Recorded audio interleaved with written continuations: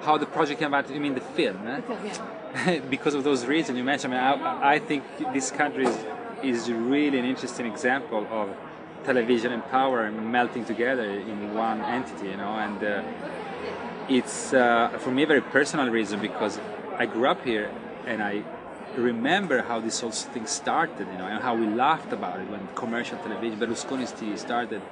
It was something we laughed about, and if someone told us at the time that, you know, this striptease local TV program is going to change the country, create a new media empire, a new political order, you know, a new sort of totalitarian system, we would have laughed, you know. But this is what, for me, happened here, and every time I come back, it scares me. I mean, I'm a little scared, for real, about it. It's not, I mean, you can laugh about it. You know, I mean, on a human level, I really like this guy. I mean, he's nice to me, and he helps me to explain stuff, etc. And maybe he doesn't question or think so much about what I'm doing, because he's not so interested in what I am doing, who I am. But he's very interested in himself and telling the stories, and so was the case with every one of the characters, you could say.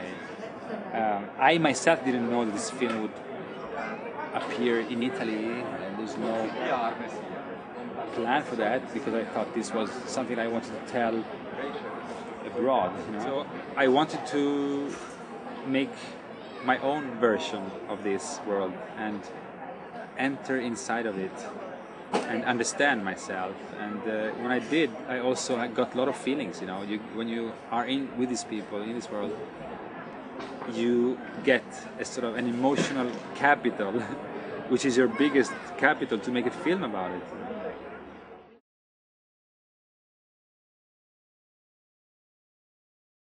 You know, this leadership is old, you know. There are new ways of communication that are approaching fast, you know, and I know even documentary can be, you know, a tool, I think, definitely, because they're not controllable in the same way, you know. And I hope people like me take a camera and go out and do their own stories, because it's not so expensive and it's not so difficult after all. I mean, ideas is your biggest capital. I mean, stylistically, you can make a documentary quite cheaply today.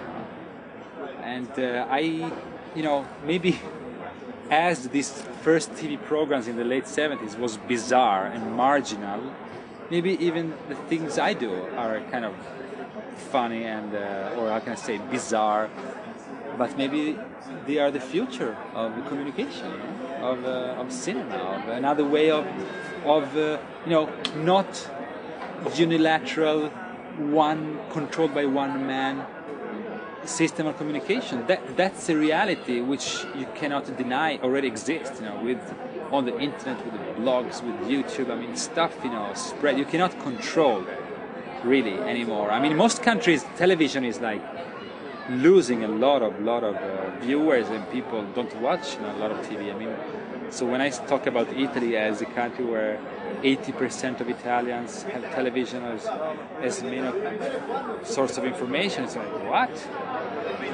What about internet, and what about, you know?